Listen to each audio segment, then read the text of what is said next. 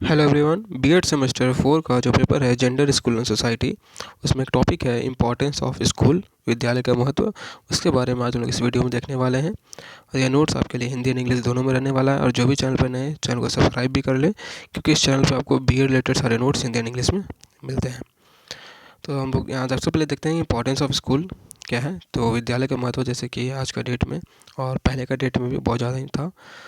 विद्यालय का महत्व और आवश्यकता बालक और समाज दोनों के लिए आवश्यक है, क्योंकि विद्यालय ही बालक का शारीरिक, मानसिक, नैतिक, सामाजिक, आध्यात्मिक, व्यावसायिक आदि वातावरण में रहने के लिए तैयार करता है। जैसे जो बच्चे होते हैं वो इनिशियल स्टेज में अपना उनका जो फर्स्ट स्कूल जिसको हम बोल सकते हैं उनका फैमिली होता है।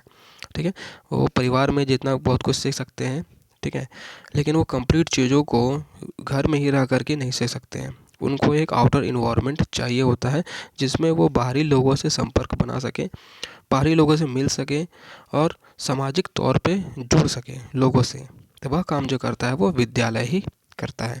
ठीक है, तो इसलिए इस व्यू से भी हम लोग देख सकते हैं कि विद्यालय का बहुत बड़ा महत्व है और आवश्यकता भी है।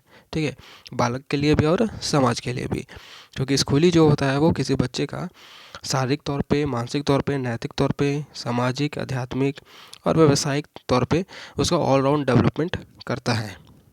The and the importance and necessity of the school is necessary for both the child and society, because the school only prepare the child to live in the physical, mental, moral, social, spiritual and business environment. Okay, अब हम लोग कुछ points देखते हैं कि किन किन points पे हमारा स्कूल जो है वो इम्पॉर्टेंट है और किस तरीके से स्कूल या विद्यालय एक महत्वपूर्ण भूमिका निभाता है।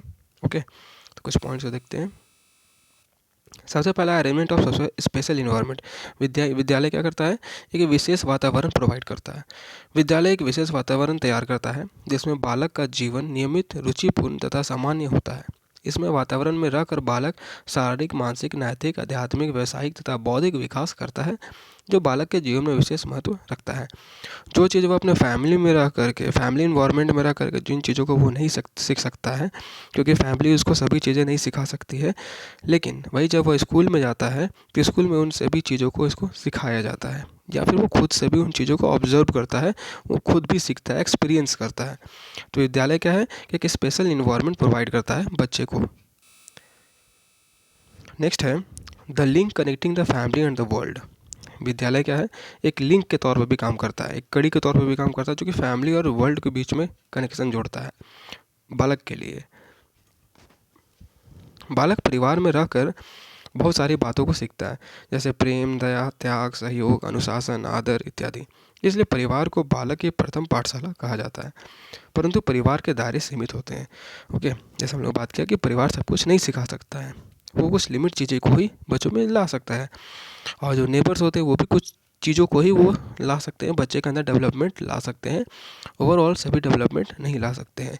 ओके, तो ये क्या है, विद्यालय क्या है, एक लिंक है जो कि फैमिली और वर्ल्ड को कनेक्ट करता है बीच में। उनका विकास भी सीमित होता है और विद्यालय बालक को परिवार तथा संपूर्ण विश्व को जोड़कर रखता है। विद्यालय क्या करता है, परिवार और संपूर्ण विश्व को जोड़कर रखने का काम करता है। इससे बालक का मानसिक विकास विस्तृत होता है तथा वे पूरे विश्व और विभिन्न संस्कृतियों की भी जानकारियाँ प्राप्त करता है, क्योंकि स्कूल में बहुत अलग अलग तरह के बच्चे आते हैं, तो वो अलग अलग समाज से आ सकते हैं, तो अलग अलग समाज के बारे में उनको जानकारी मिलता है, अलग अलग रिलीजन के बारे में उसको जानकारी मिलता है। ठीक है, जो कि उसको एक परिवार में रह करके कम्प्लीटली नहीं मिल सकता। थर्ड है डेवलपमेंट ऑफ हार्मोनियस पर्सनैलिटी, सामंजस्यपूर्ण व्यक्तित्व का विकास। परिवार और समुदाय में बालक की शिक्षा के अनौपचारिक अभिकरण है। ठीक है, बहुत सारे एजेंसीज हैं, इनफॉर्मल एजेंसीज हैं।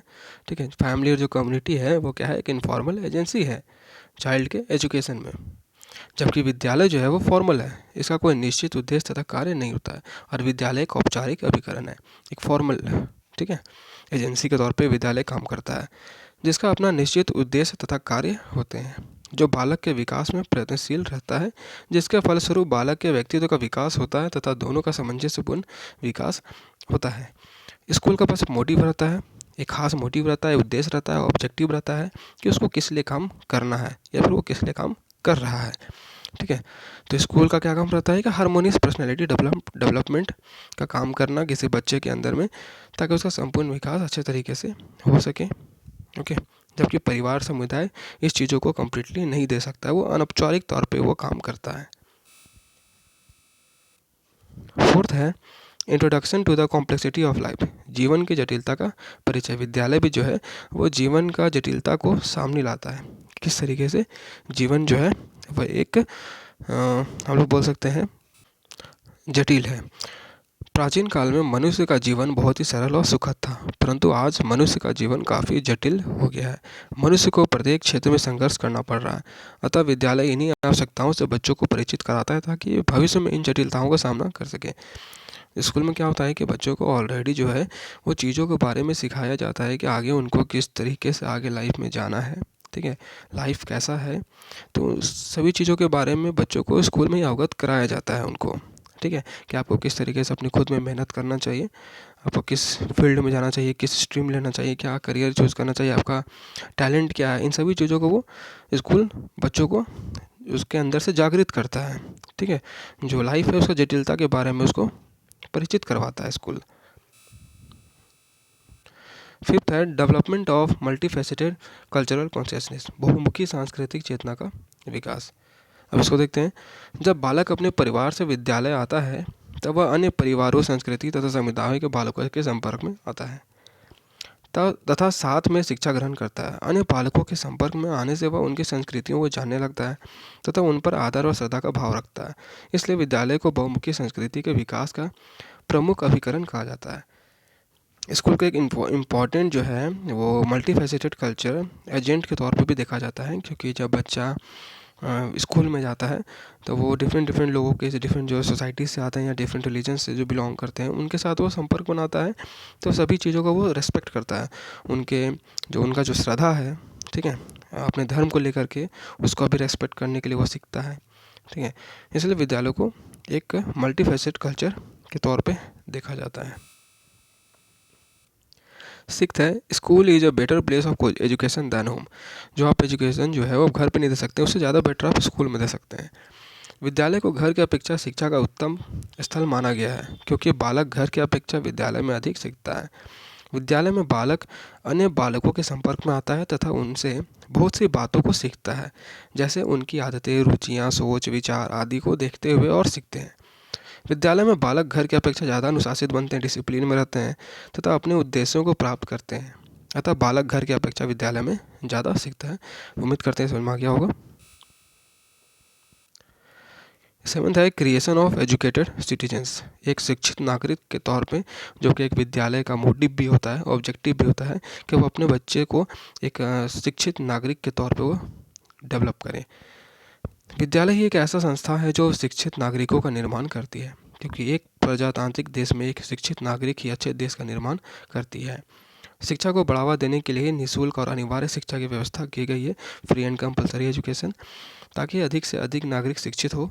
अतः कहा जा सकता है कि विद्यालय ही ऐसा संस्था है जहाँ शिक्षित नागरिकों का निर्माण होता है। नो डाउट ये सही है बिल्कुल भी।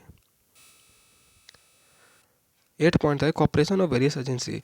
अब विद्यालय जो है वो सही से काम करे, इसके लिए बहुत सारे एजेंसीज़ का हेल्प लेना बहुत ज़रूरी है, या फिर स्कूल का मदद करना भी ज़रूरी है। इसके लिए बहुत सारे एजेंट्स या एजेंसीज सामने आते हैं।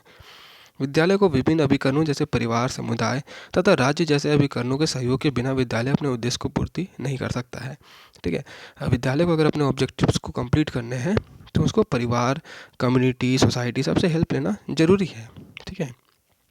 यह अभिकरण विद्यालय के लिए विशेष महत्व रखते हैं, इसलिए विद्यालय को इनके साथ संयोगात्मक संबंध स्थापित करना चाहिए।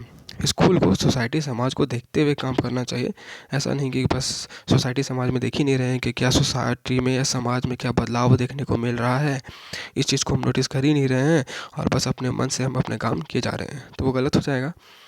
बच्चों का जो विकास है वो सोसाइटी, समाज को देखते हुए करना चाहिए और उनके अंदर वो जो विकास है उसको लाना चाहिए। तो उम्मीद करते हैं यह नोट्स आपको पसंद आया हो इम्पोर्टेंस ऑफ स्कूल के बारे में। वीडियो अच्छी लगी हो तो वीडियो को लाइक करें, चैनल को सब्सक्राइब करें और अपने दोस्तों के पास भी इसे ज़रूर शेयर करें। तो मिलते हैं हम लोग नेक्स्ट वीडियो में।